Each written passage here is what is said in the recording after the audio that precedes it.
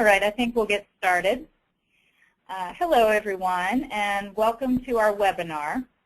My name is Jennifer Burnett, and I am the Program Manager for Fiscal and Economic Development Policy here at the Council of State Governments. Thanks for joining us today. We have, for the past few weeks, in collaboration with the UN Marian Kaufman Foundation, visited several states across the U.S. In a series of events called the State Entrepreneurship Days. Those events brought together policymakers, researchers, and practitioners to discuss the importance of entrepreneurial activity and the kinds of strategies being used by states to encourage entrepreneurship.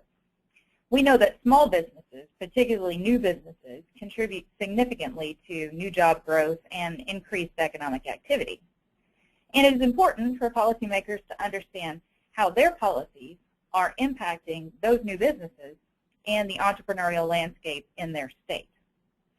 To talk about those things, we are pleased to have with us today one of the researchers from that series, Dr. Yaz Motoyama, a Senior Scholar of Research and Policy at the UN Marian Kaufman Foundation. The Kaufman Foundation works to advance entrepreneurship education and training efforts to promote startup-friendly policies and to understand what new firms need to start up and grow.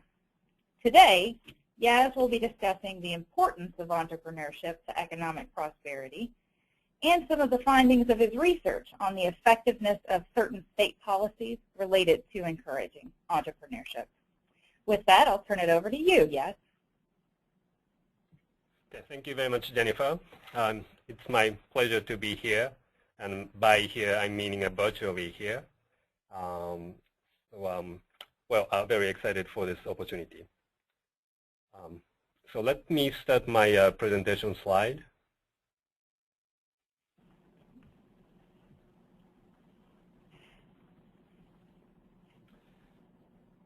Okay, next one, please. Yes.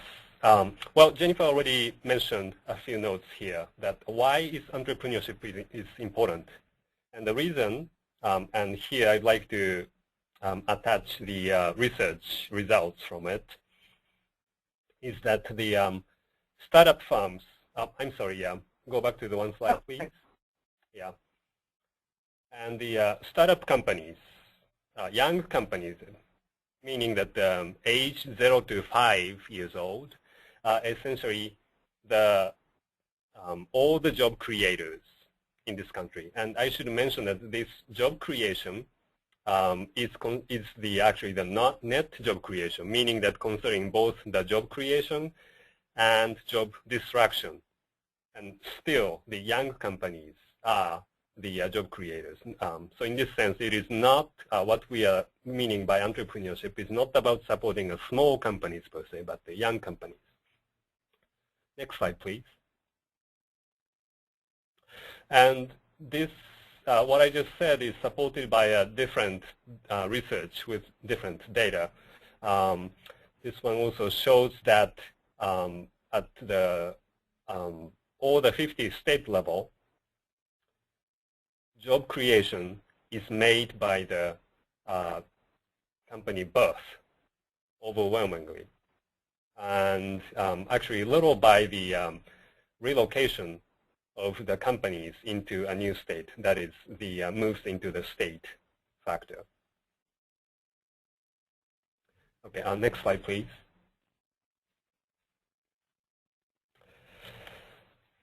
And having said that, how do you promote entrepreneurship at the state level? And that is quite a challenging question. And I'd like to share today some of the findings that we have collected through our own research and also reviewing the other literature. And I'd like to start by asking a question. To promote entrepreneurship, what kind of supporting programs have you seen by government or nonprofits, especially at the state level? And typically, there are 3 approaches taken. First, like okay, if you ask what do entrepreneurs need, the first answer is always money, money, money. So they create public venture funds. And actually, this quite often does not work. And second, many people think that, okay, startup companies need infrastructure. They need a place, they need Wi-Fi. In the back old days, they needed telephones, fax machines. So let's provide incubation centers. But actually, incubation centers is unlikely to work either.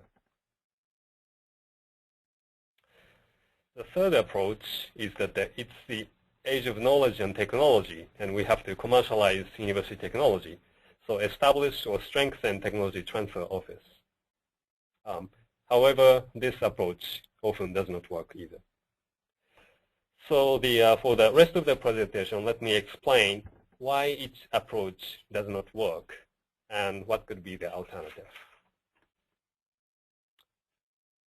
Next, please. So let's start with the first one, the failure of public venture funds. And let me start with the reality that it is very hard to pick winners. At the statistical level, 50% of companies go out of business within 50 years. And the public sector is often not equipped with the knowledge to pick who's going to be the winners. And also, if you establish public venture funds, research shows that quite often politics overtake the investment decisions, and it will not be allocated in the best way. But actually, this question is even more complex because there is a study that even the private sector venture capital funds are not performing well.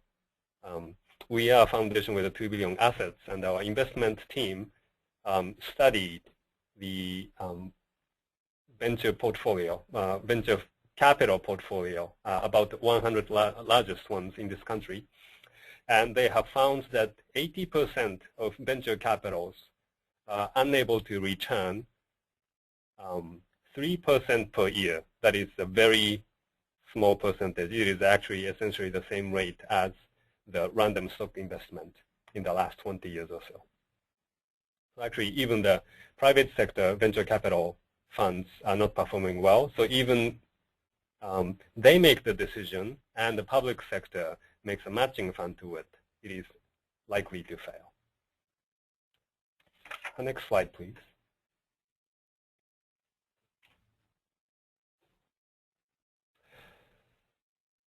There are plenty of other ways to start a business and success. Bootstrapping, expanding business as you get customers is one of the most used methods that I found in my research with successful businesses. And our own Kaufman Firm survey reveals that the initial level of capital is rather modest, average of about $100,000, and that average is just around $60,000 for home-based businesses. And second, it's at the macro level, we have also investigated, do we see any correlations into the areas that have higher venture capital investment flowing in, and also the startup companies or the high-growth companies. And we actually found no statistical association between the venture capital money and startups or the high-growth funds.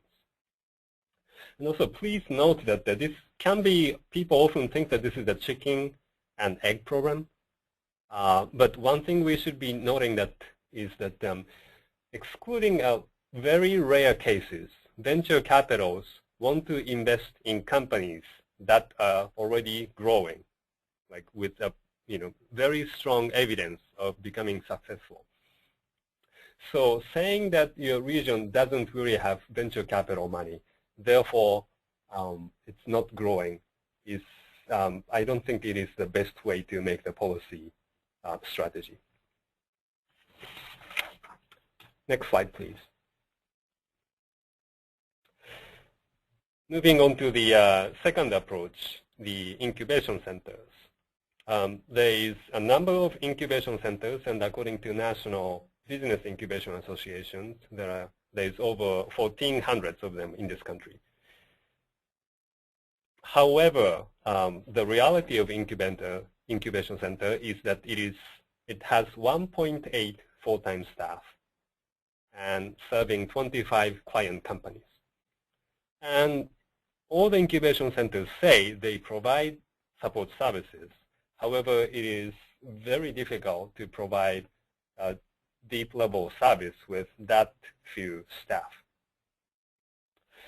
The evaluation of incubation center is not so easy, but the best study I have seen concluded that the incubator firms experienced faster growth in employment and sales during the incubation years, but they survived fewer years after graduation than non-incubator firms, meaning that incubators are functioning quite likely to prolong the companies that will be dying just shortly after.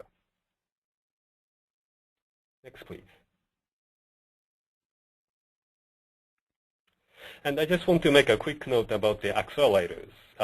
So in lieu of incubators, we are seeing the rise of so-called accelerators. And this is probably, we are probably experiencing accelerator bubble right now. It's kind of new accelerator happening in every state and so many cities right now. Are they different from incubators? They seem to be a little different. They have a highly competitive application process, and they do make pre-seed investment with some form of equity investment, equity exchange. And they often take a cohort of entrepreneurs and focus on team building. And they also tend to connect with the local mentors. However, there is no evaluation of accelerators yet. Just talking about the how much these accelerator companies have received investment, it is still very unclear pictures. We find that there are clear outliers, that like two leading accelerators, namely Y Combinator and Foundry Group, receive a number of investment after these companies graduate from the accelerators. But actually, we have no information about what happened to those companies after the funding. So I highly caution this approach to use accelerators as a solution over incubators. Next, please. So the third approach, technology transfer office, which is often established with the rationale that it can bridge professors and companies, and it can formalize universities' intellectual property. However, in reality, it is quite often likely to end up as more like a proprietary office run by lawyers. Essentially, they try to maximize the potential revenue to the universities by making license agreements with the companies. But there are quite a few research showing that the intellectual properties or technologies owned by universities are very far away from making the commercialization, meaning generating the revenue for the companies. There has to be so many other processes that have to take place. Some of them, it's going to take years, not only 2-3 years. But past research shows that it can easily take 7 years as well. And for that kind of uncertain long-time commitment, why would the startup companies want to make the legal agreement with the university that they have to make certain percentage of revenue or profit? It is very difficult. And that's usually not how the businesses are made. And also, I'd like to cite some statistics. AUTM, Association of University Technology Managers Survey, reveals that in the whole US, the number of startups created by the university is rather small, somewhere between 400 and 700. And there's some research showing that those university startup companies start small and remain small. So, there are examples about Google Yahoo and Cisco's, which came out of university technologies, but these are rather very exceptional companies. And in many other cases, the university spin-off companies are not really generating the growth. I like to also provide another counter evidence, including a region with a world-class university, but with a poor entrepreneurship, namely Baltimore with the Johns Hopkins University. And there are some other regions without world-class university, but enjoys good economic development. Examples would be Portland, Seattle, and Boise, Idaho. So this is all to say that having research university and technology transfer office is not the sufficient solution. Next, please.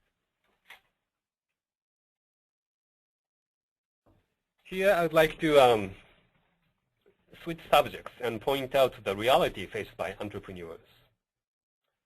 Supporting entrepreneurship is not about finding next Bill Gates or Steve Jobs, who are believed to be destined to become successful entrepreneurs. In fact, this effort to find the exceptional Superman can be more detrimental. It is more important to focus on many struggling entrepreneurs in your state. And entrepreneur faces a number of problems, and usually they cannot solve those problems by themselves. Often, entrepreneurs are not born, unlike the myth or legend says, but they must acquire various skills through learning and experience. So it's less about the money that they need, but more about the knowledge that they need. And it is not, again, the university scientific knowledge, but the practice knowledge that they have to know, they have to learn. And for learning this practice knowledge, local connections are important. Peer-to-peer learning is important, meaning that learning from other entrepreneurs. And the learning between the nascent, young and first-time entrepreneurs and the more experienced entrepreneur is important. Next, please. So let me go through some examples that connect entrepreneurs at the local or state level. The first example is the Startup Weekend. And some of you might have heard of a Startup Weekend by now, but it's a 3-day event, as the name suggests, starting on Friday evening. About 50 to 100 people get together, and they will divide into a team of about 3 to 5, 6 people. And they work until, they will work on the business plan until Sunday afternoon, and to make a presentation. Quite often, many of them will make the prototypes too. And first I thought that, this is crazy. How can you write a business plan in 3 days? But the point of this activity is not about the sophistication of business plans, but this works as quite a vehicle to connect the people who are thinking about starting a company or who have started a new company and thinking about moving on to the next level. And this can function as where people get connected and inspired. Next, please. And this is a map showing where the Startup Weekend is happening. It's basically happening in every state. It has become quite a prevalent activity. Next, please. Another example I'd like to share is the 1 Million Cup 1MC. This is a weekly 1-hour meeting in which 2 entrepreneurs make a presentation to other entrepreneurs. But this is not investment pitch or telling how great your company is doing, but rather it's a short presentation, only about 6 minutes, and saying what your company does and what kind of problems they are facing. The next 20 minutes is rather used for the questions and answers. So there will be questions by the audience, like, have you tried this thing? Have you tried that? So that's going to create the learning mechanism between the presenters and other entrepreneurs. It started in Kansas City 2 years ago, but it has been quickly splitting into 33 cities and 21 states by now. Next, please. The third example is the pipeline program in Kansas, Missouri, and Nebraska. And this one is you have to make a registration for the entrepreneurs who are already running a business, who is having about $1 million revenue per year, but who are struggling to get onto the next level of business. And they accept about 12 to 13 applicants per year. They have the 3-month mentorship with bi-monthly events called the modules. But these learning modules are only a means to create the connection between the peer entrepreneurs, mentors, and other supporters in the region. The next slide, please. And the last example I'd like to share is the ink companies. These are, many of them are high growth companies. So in a way, I'd like to treat them as a high growth companies, successfully highly growing companies here. And with my research, it was shown that the 75% of ink company entrepreneurs had some form of mentors in the past. And since they received the mentor support and they really appreciate it, many of them are willing to give back. So this could be the potential experienced entrepreneurs who can teach back to the startup entrepreneurs.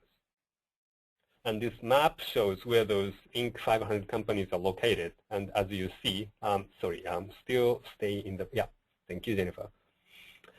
It shows that there are so many Inc. companies in essentially every state. Thank you. Next slide, please. So I'd like to start summarizing up here. And entrepreneurship is about learning and development of entrepreneurs, as well as the growth of companies over time. So stage-wise, there are startups, growing firms, and some of them become big companies. And we additionally think that it's important to incorporate the stage before startups, where people are thinking about starting a company, or people are thinking about joining startup companies. And of the examples I mentioned, Startup Weekend fits here, connecting before startups and a startup company. Another example, 1 Million Cup, would be similarly standing there to connect the startup and before startup companies.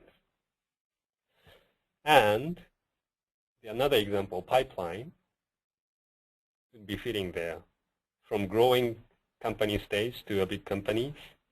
And lastly, connecting the Inc. companies to the other local companies will be situated there. So it is rather these different stages of entrepreneurship and growth, but it should be one local ecosystem connecting these different levels of entrepreneurs and promoting the learning of them.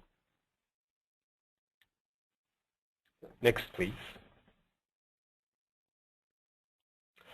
So I hope this diagram will help to conceptualize different models of support I have mentioned before.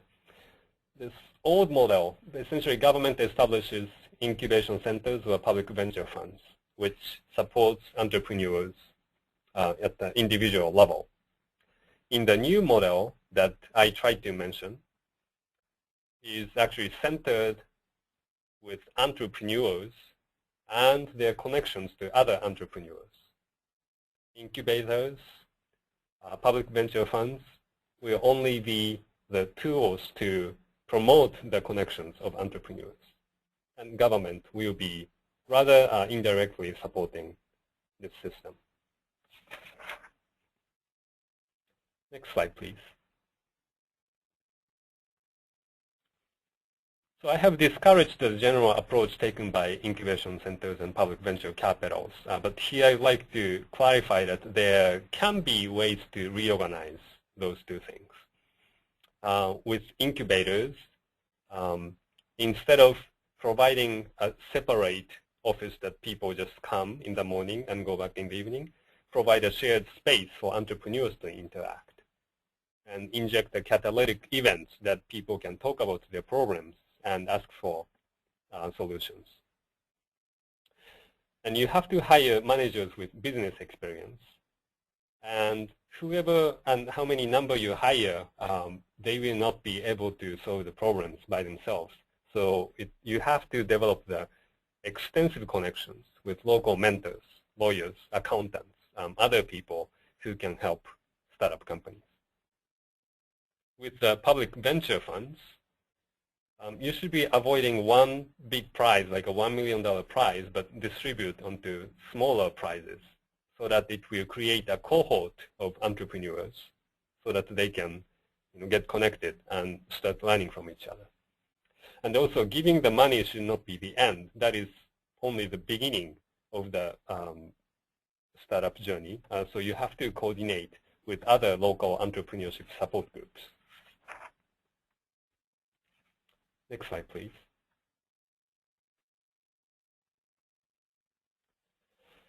And with regards to the role of university, especially with the technology transfer, we should focus on another function of the university, which is to produce human capital. Earlier, I mentioned that there was no correlation between the venture capital money and startup companies or the high-growth companies. But in that same study, we found that the higher the college and high school graduation rates are, the higher startups and high-growth companies are. So there's a direct connection between them. So university can connect their students to local startup companies.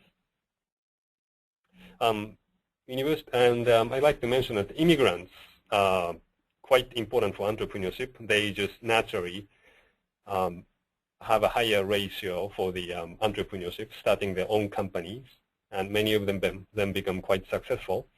And many immigrants, especially highly skilled immigrants, come to the U.S. and for graduate studies, or sometimes undergraduate studies, and they stay in this country and develop the entrepreneurship journey. So university functions another gateway, pathways for that too. Next, please.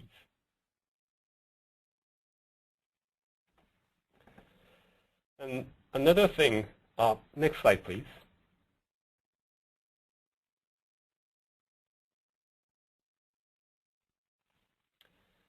Another thing I like to encourage is the data collection. To be accountable, it is essential to embed data collection if you establish any public support programs. But this is quite challenging for entrepreneurship because there is no standard data on entrepreneurship or innovation. And also, if you try to collect the company level information, there's a confidentiality issue. But I think there can be three tips thinking about this. First, you can still use publicly available information. And some of those publicly available information is not so known. It is not really, I'm not really meaning that, use the census data, but there are other publicly available data from the public sector as well as the private or non-profit sector that you can use. And second, especially the data collected by the public agencies, this confidentiality issue is a very important one. But you can disclose some information without violating the confidential information of the company. Third, you can coordinate with the local researchers, especially university researchers, because they may often have data that is special about the startup companies and special to the local or the state.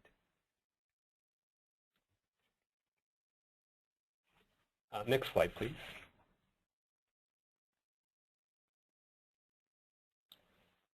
So this is one example about using the publicly available information. Earlier I mentioned the Inc. High growth companies, and this is where the Inc. companies are located in Phoenix, Arizona. You can actually go down to the street level information and you can identify where exactly those companies are located. You can also see how many companies are located over time. Next example, please. This one I'd like to share is run by the innovative effort by the Colorado's governor's office. So they were using the quarterly census of employment and wages to identify where the new companies are located. And they first mapped it at the state level. Additionally, they made it to the city level within Denver.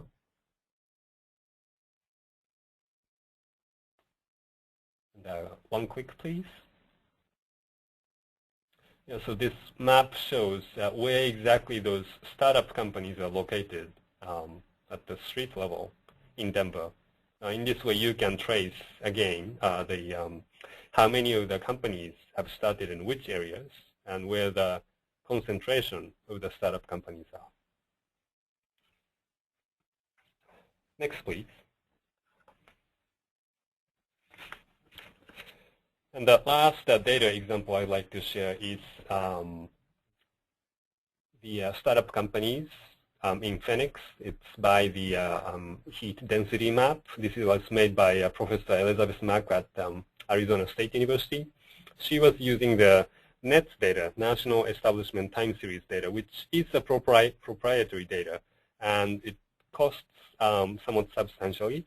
But some university researchers may be using this data already, so they may be able to compile the data for the policymakers. And the very last slide, I'd like to provide the references that I was citing in this presentation. So thank you very much for listening.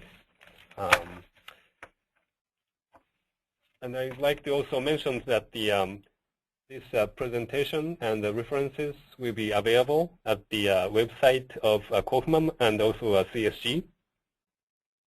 The summary of, okay, yeah, this is nice to have. Thank you, Jennifer. At the Kaufman, please contact Jason Wien's email address provided. And Jennifer knows many people at the Kaufman as well. You can also look at the Kaufman's website. The highly summarized version of today's presentation is available as the policy digest, so you can Google Kaufman Foundation Policy Digest. So thank you very much. Okay, thank you, Yes. If anybody would like to ask any questions of Yes, you can type them out to me, and I will answer them in your pullout box on the right, the GoToWebinar pullout box. But I have a couple of questions for Yes. You said earlier that state public venture capital funds and incubators often fail to deliver. Are there any state programs that use those models that are working and performing better than others, and perhaps what can we learn from those? Okay, so I have not really seen examples or studies that have demonstrated that this program successfully works yet.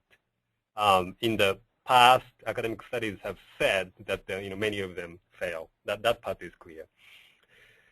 But having said this, and many of the reports by the agencies who are running incubation programs or venture funds often say that we have invested in this number of companies, and those companies have created X number of jobs.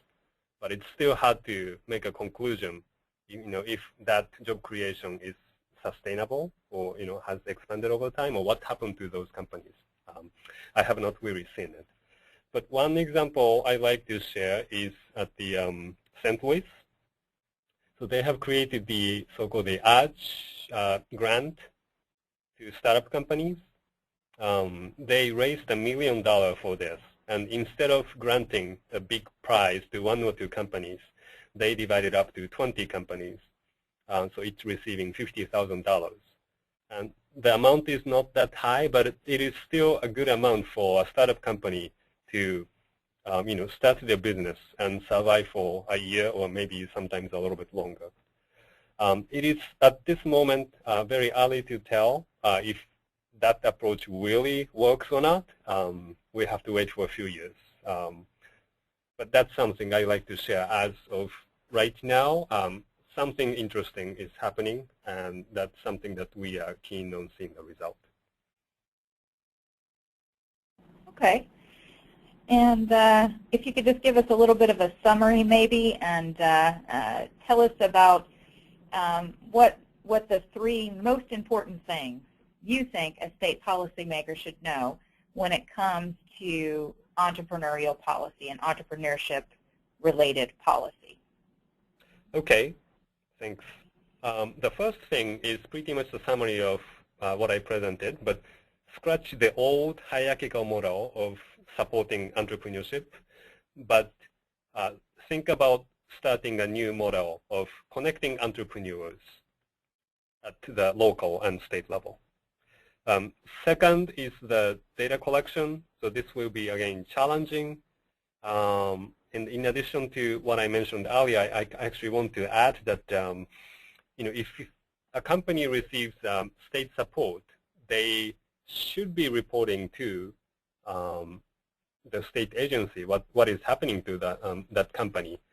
But actually, I'm finding that this reporting is notoriously a difficult task too, because startup companies are very busy, and companies naturally have a tendency not to disclose the information. So there has to be embedding of the mutual agreement at the beginning of the support that the company receiving support must provide X, Y, Z kind of information for the following several years after that. Lastly, I would encourage policymakers to visit the local entrepreneurship events. The ones I mentioned, like 1 Million Cup, Startup Weekend, these have the open door policy. So you can go and you can see what entrepreneurs are doing and what kind of energy level they are having, what kind of problems they are facing. And I believe that will be kind of eye-opening, inspiring experience for policymakers as well. Okay, great. I think that concludes our content for today. If anyone is interested in attending our next State Entrepreneurship Day, we will be in Memphis, Tennessee at the FedEx Institute at the University of Memphis on May 13th. And if you're interested in coming to that, just visit csg.org and look at the upcoming events for CSG. There's a sign-up sheet there. It's free. We will have representation from the Kauffman Foundation, the Pew Center, and they will be discussing oversight and accountability of programs. We'll also hear from Tennessee Senate Majority Leader and CSG's 2014 National Chair, Mark Norris, who will be sponsoring the event, and a number of local entrepreneurship-based organizations like by the BioWorks Foundation and Launch Tennessee. So we hope to see you there. If you want to sign up, please go to csg.org, and that concludes our broadcast for today. Thank you for coming.